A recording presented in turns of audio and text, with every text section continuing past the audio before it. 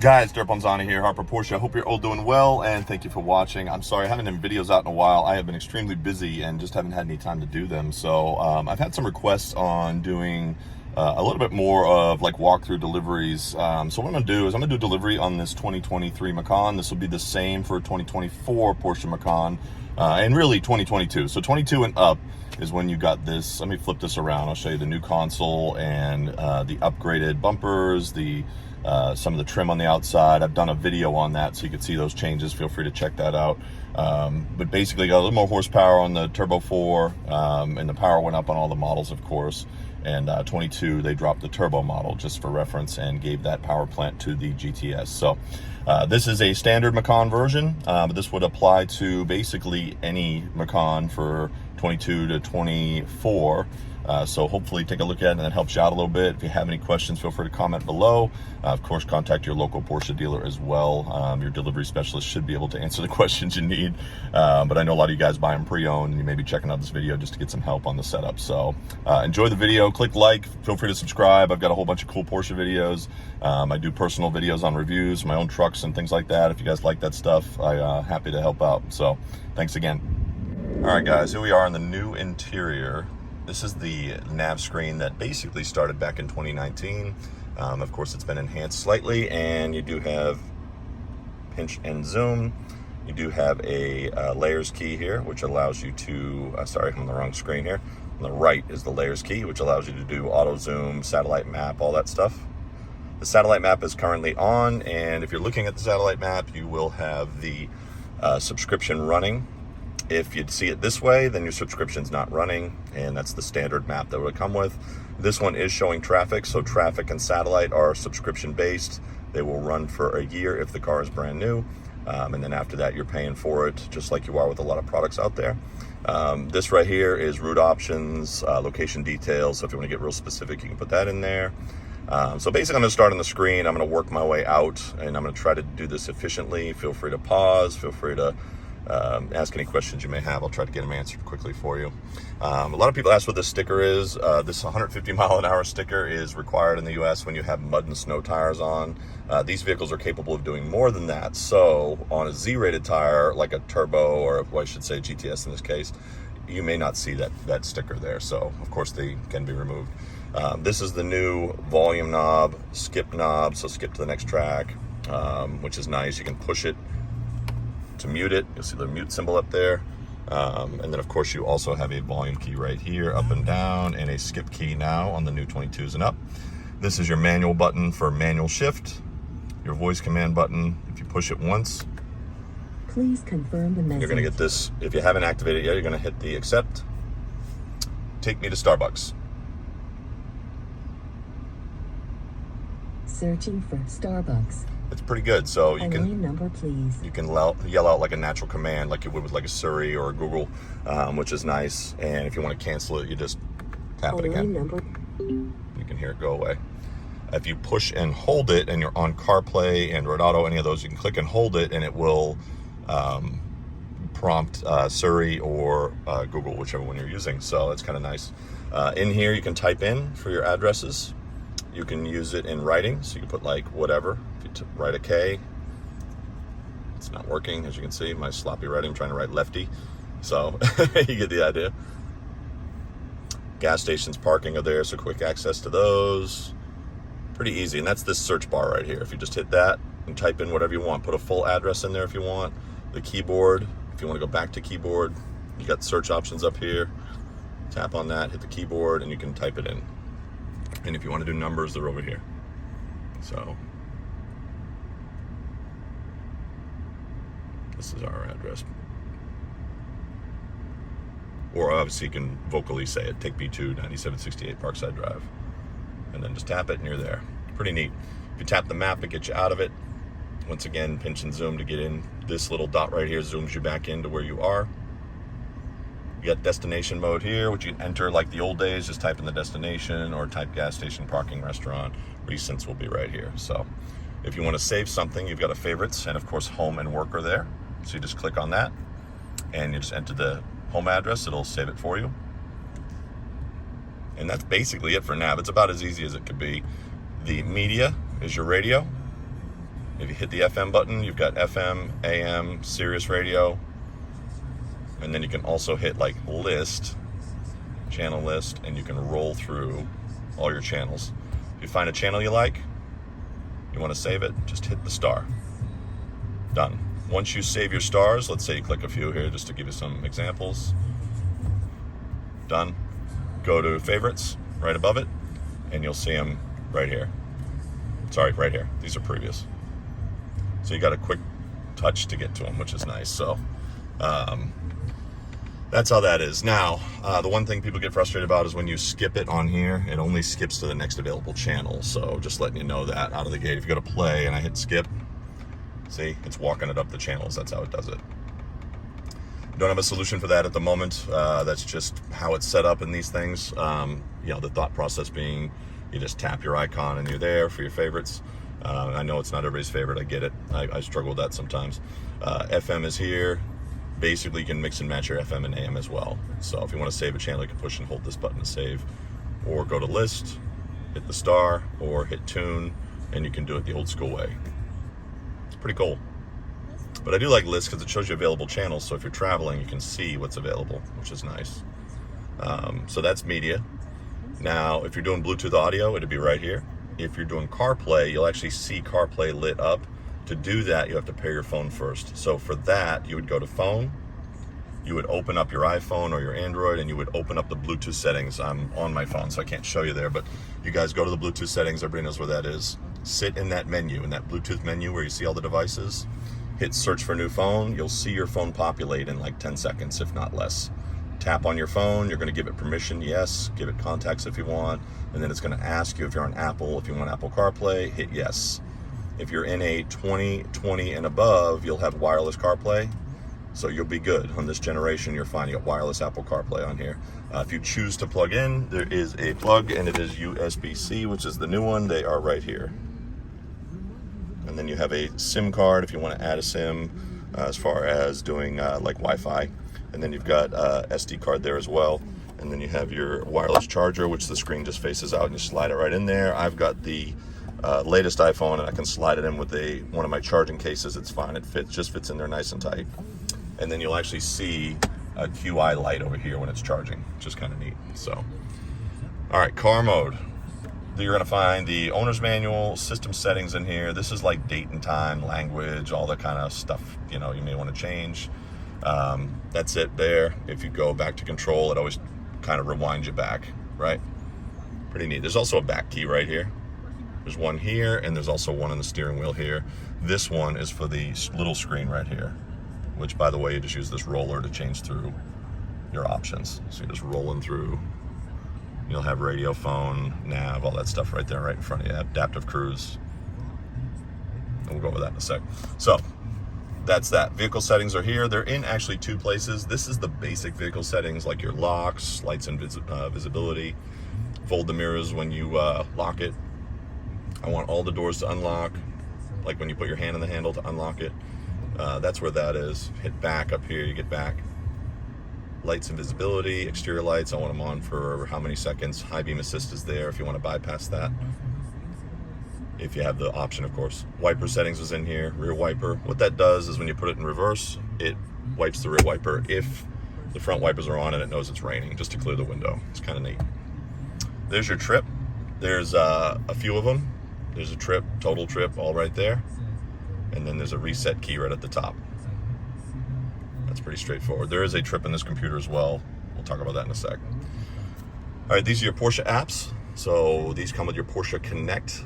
Those of you not familiar with Porsche Connect, that is our online services that connect you directly to this screen and your My Porsche app, which is the app you use, the only app now that they have. It used to be the old Porsche Connect app. That is gone. So you want My Porsche in the Apple Store, or you want My Porsche in the Google Play Store, whichever one you're using. That's where you're going to be able to control your vehicle, accounts, things like that if you're connected with Porsche. So you do want to see your Porsche dealer if you're not connected, or contact Porsche directly on the website, PorscheUSA.com. You can go up in the corner, PorscheUSA.com, go to the corner, and you'll see My Porsche up there. And in the My Porsche, you can click on that, and you can sign up, and then you can send in your documents as proof that you own the vehicle. It's like a buyer's order, and I think, registration, but it'll ask you for documents and PDF them, and then it will give you an approval if you do want to sign up for those items. So that's that. Porsche ID settings is part of Connect. What that does is it syncs this SIM card right here, which is under LTE, by the way, which is active on this car. It syncs that with your online My Porsche account once you're done signing up for your My Porsche account. So I think I'm gonna do a separate video on My Porsche because it's different on each vehicle. It's different on a Cayenne, it's a little different. The sign up process is the same, but the way you activate it is a little different on each one. This one needs a pairing code. So once you sign up for it, you'll have an 8-digit pairing code. And you can go here, you can go down to settings, which is at the very bottom, Porsche Connect, Porsche ID, and this is where you could link Porsche ID, and that will basically marry your car with your online account. That's how that works. So very straightforward, very secure. It's gotten a lot better than the old days. The original setup was confusing. This new one is just a code, and as you walk through the disclosures and it signs you up, you'll see it's pretty straightforward. So devices is the same screen I was just in. You can click LTE as a shortcut. This will show you your phones that are paired. So if you have multiple phones in the car and you want to switch them, you'll see that they light up green. So if I've got, Derek's cell and I got somebody else's cell, I could click to override and use their CarPlay. So if there's 2 iPhones in the car, for example, so you just hit LTE and you can select which phone you would like to do. Sound is pretty obvious. That's where your audio settings are. If you do have Bose, you will see a surround button or a Bose button. You can click on that and there's surround options in there. This is where your tone is, balance and fade. It's a very simple system. And I will tell you guys, even the bass system is not terrible at all. The front speakers are a little boomier. It's still amplified, still has, separate tweeters and mid-range, and still sounds really good. You're missing this Bose subwoofer, but it still sounds great. I mean, it's clean, it's clear, so don't be afraid to, unless you're an audiophile person. Of course, we have Burmeister for that, which is another upgrade.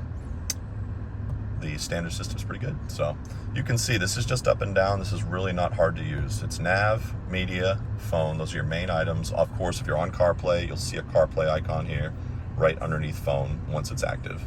So you'll use most of that instead of the phone option. You use the CarPlay option because that's where all your CarPlay stuff will be. We know sound, we know devices, we know settings. And this multi-controller, by the way, is if you don't want to touch the screen, you can use this dial to select and then push it to activate or skip. So volume. Down here you've got your main stuff. So you got sync for the climate control. So you up and down, AC max, whatever's right there. See how I'm moving the driver and I'm getting the passenger as well. So that syncs the 2 zones in the front. Your auto mode is here. So you set the auto, set it to whatever temperature you want. It's just like your house, it's gonna get you there. If the passenger switches to their temperature, the sync will shut off.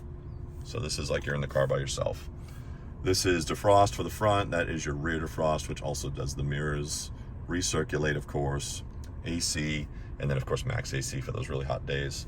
Auto is gonna select automatically where the air goes. If it's obviously hot outside, it's gonna blow air conditioning out of the vents. If it's cold, it's gonna blow it out the bottom section, so your feet are warm and heat rises, and it naturally will circulate with some of these vents up top too, which is nice. So if you wanna manually control it, there's the top section that's up here, like defrost basically. It's there's your face and there's your feet, and give them a good push. And then of course you got your heated seats, cooled seats, all right here. And they work very well in this vehicle. So sport mode. So by default you have auto start stop right here. That light means it's canceled when it's on. If you put it on sport, it automatically cancels start stop. The RPMs go up. Your throttle response will be a little quicker, your shifts will be crisper, and it will hold the gears a little bit longer. If you want to do manual mode, you basically push the M button while you're in drive, and you'll see manual shift mode is on, and now you have paddle down, paddle up for your shifts. It will rev match, so it'll smoothly transition you to the next gear. And of course, it's not gonna let you, it'll let you go to red line. There's a rev limiter on it. But it will not let you blow the thing up, which is obviously no safety factors built in there. But it does lock it in manual mode. And then of course rear view cameras here. If you have the option for surround view, you can push this outer box and it will give you surround view. And then you've got side if you want to zoom in, like your parallel parking. You can actually see I'm turning the wheel. and you can see it moving in the front there if you're really looking. Sorry. And then panorama front is nice if you're pulling out. It gives you a wide angle shot. So if you got like over here, you got like a bush next to you, you can put this on and it uses the front camera and gives you like this nice window box here, a full scan of left and right, and then panorama rear, of course, for the same thing. This is nice for checking for, like, if you're in Target or something, or Walmart or whatever, you're looking at backing out of a spot and you're trying to make sure nobody's coming. That's a good one to look at. And then of course right back to top view is the bigger version of top view. And then front is nice when you're pulling out and you put it in drive, it puts the front camera on by default. Of course, you put it in reverse, it's going to default to the rear. And then just remember that outer right there gives you both surround view and the rear. And then back to park. So that's that. So we got volume here, we got manual mode skip. Over on the right, we have a diamond key. And this diamond key is programmable. So what you can do is make this an option, which is controlled in this vehicle settings screen. So you actually have, if you take this roller and you move it, it selects, right? So that's like a window or a scope, and you can roll through all these different options. So you have your phone, you have your map, navigation, drive time, that's your trip. So there's a trip in here and there's a trip in here that are connected to each other. There's your tire pressures, which will measure over 15 miles an hour. It'll read it. Torque split, which is the all-wheel drive system. So when you're in drive, you can see it's rear biased. If I put it in this off-road mode, you'll notice it will go 50-50 split, and it will actually modify the throttle response and things like that in a more aggressive off-road situation, like the beach or pulling a boat or whatever. Even though these don't really pull boats, they pull about 3,700 pounds. But if you're pulling a jet ski out of the water, you need to enhance that traction. That's a good one to be on. ACC is your adaptive cruise. It is found down here, and if you push the outside button, it turns on the ready mode and then off if you toggle it. That's what I'm doing. If you push it forward, it sets it to on or your speed. Pull back slows it down, and you resume and off. So it's actually really nice. It feels like a gas pedal. Forward to go. If you incrementally push it, it'll incrementally go up. Pull back slows it down. Hold it, it will slow it down quicker. And then off completely is just pushing the button to off. This distance button changes that little icon there that shows you how far away from the vehicle in front of you, right? So I always say they're about 2 car lengths away on average. 2 car lengths, 4 car lengths, it pushes it way out if you want. Whatever your comfort setting is there. It's always going to show you what gear you're in right here. Number 1, even if you're in drive, but of course if you're in manual mode, that's helpful. If you're in sport mode, you will also see the sport mode lit up down there in the bottom. All right, getting there, guys. I'm trying to make this video 20 minutes. We're at 16, so here we go. Vehicle, click, oil measurement. This is how you check it. There's no dipstick in this vehicle. Vehicle has to be warmed up, and it'll obviously measure it. Limits is a speed limit warning. If you click on it, you can set it to a speed, whatever you want. And then you can hit active and it will chime at that speed. If you have a hard time keeping it at a certain speed, set it at 80 or set it at 75, whatever. If you've gotten a lot of tickets, that's a good one to be on. Settings, this is the main setting. And what I'm doing is I'm hitting the back key to get out. So the back key, I call it a no key, and the click on this is a yes. So if I want to select vehicle, I'm going to click it as a yes. I'm going to see info, oil measurement, limits, and settings. I'm just rolling down with this, and then I'm going to click it to select it. Same thing in here, click it to select it. You can actually change what you see in the scope menu. Upper line, I want to see the fuel range. Vehicle menu, this is all the things that are displayed. You can click on that, put phone info, station track in there, tailor all that, which is nice. Lower line, there you go, time and temp, all that's right there. So it's kind of neat. You can change what you see on this right side. Brightness is controlled in here as well, and the menu scope if you want to take like something out of there. That's all of the things that you can select. I'm hitting back to get out. So lights and visibility, we went through some of that on the basics. This is kind of the same stuff you saw in this screen when I was in the settings key in there, but you can go in and control it in here as well. Locking, this is where you're going to get door unlock, and you want all the doors. You want driver door, back. You got mirror retract. If you have power folding mirrors, you have auto memory. That retains the memory when you get out of the vehicle. So if you've had the vehicle set at 70 degrees and your settings are all where they're supposed to be, it'll retain it. Air conditioning, auto recirculate, steering wheel option. That is this diamond key right here. So if I click on that, I can say PCM function, that's Porsche Communications Management, this screen right here. So I can click on that and I can do, hey, I want it to skip to the next track. I already got one of those. I like it to turn on surround view camera. I think that's kind of neat to have a button for it. I'm gonna hit back. And then you got cluster function. So if you want it to like select the menu, you can do that. So it's basically what that button is, what you want it to do. Now, if I click this key, my surround view camera is active. So kind of cool, right? Back gets you out. Volume is all the volume for park assist, warning tones, things like that, units and language, and that is it. Back, back, back until you get to vehicle menu again. And then on this screen, you'll see the lane assist as well. So you can see it in that left corner. If I turn it on and off, I'm selecting it. This one has the steering, which is on the new ones, 22 and up. That correctively steers you back if you're in lane assist. Of course, if it's available, it'll be green. If it's gray, it's not available on the road. And then that other one on the left is your cruise, which is this button here, remember? So you can turn that off. All right, on the left is your miles. Easy stuff. There is a trip reset right here. Push and hold it, zero it out, you're done. And then your tilt and telescope's right here. In and out, up and down, get it where you want it, lock it up. They are manual on all the newer ones, 22 and up. That's because of the chip shortage. They are no longer putting power tilt and telescope in these guys. So if you had an older Macan with the power tilt, well, you were blessed. They have taken it out on a lot of these new ones here just because of availability. So settings, you're gonna set one or set key if you want to save the key, and you got your one key in here. Door locks are here. That's going to save, this is saving all your memory to what we just did. So basically your ergonomics, your seat, your mirrors, those are controlled left and right. That's the power fold button. Pretty easy stuff. All the windows are one touch. And then you got your lockout for the back, locks out the climate control as well. So if you can't get the rear climate control to work, check that button. There's your pop. So it pops the rear, you can see it back there. Sorry. Actually, let's flip the camera that way. If you want to close it, you do have to hold it. That's the only way you're going to close it. It will not close on a one touch. That's a safety thing, so you don't, squish somebody back there. You're paying attention to what you're doing. And if you do have a heated steering wheel, it will be this little button right inside of here in the middle spoke that turns the heated steering wheel on. Pretty cool. This clock sets with this time. So if you tap the time and you set it to whatever, it's on automatic GPS time. So this is already synced, but it will spin around and automatically set with all the clocks in the vehicle, which is there and there, which is nice. Last but not least, on the top, we've got your shade. This is for the power shade for the back. If you give it a big push, it'll one touch. If you give it a little push, it'll incrementally move. And it does have to be open when the roof opens.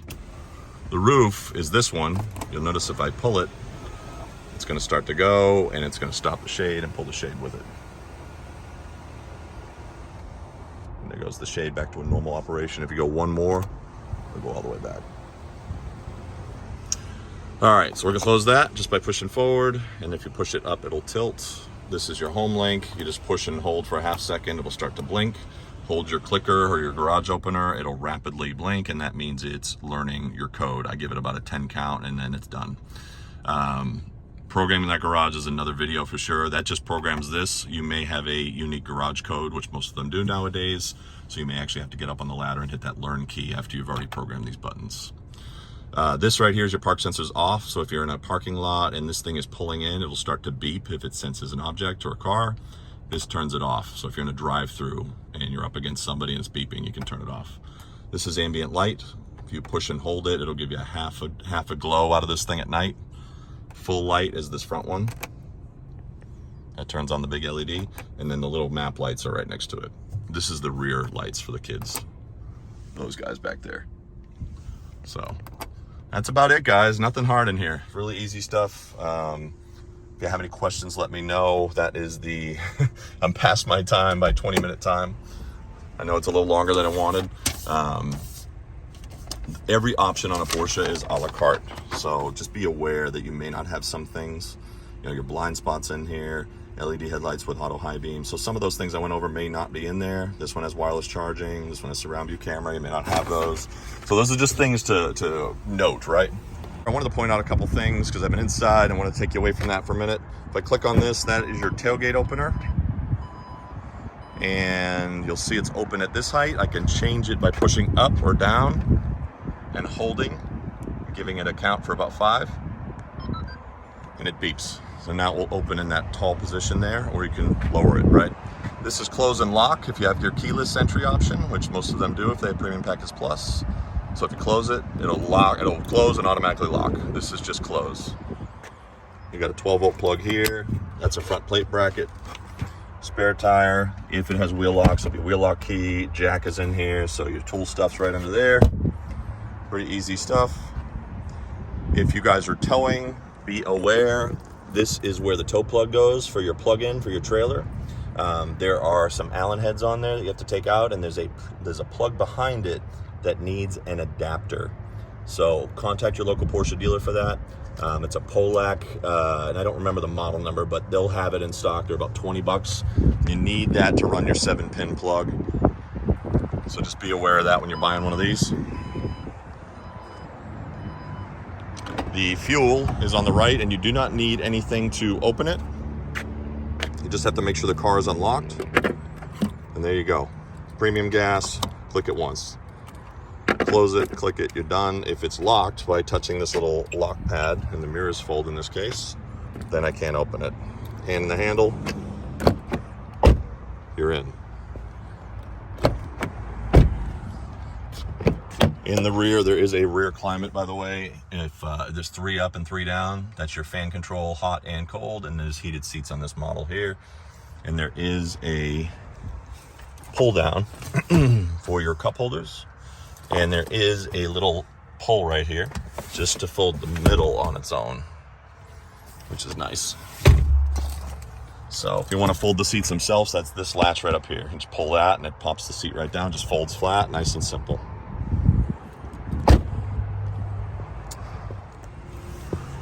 If you like this video, click on like there. Feel free to subscribe. We'll keep them coming. The new 2024 Cayenne is coming here this summer. Very excited about it. I'll get a video out as soon as we get our hands on them. Thanks again for watching.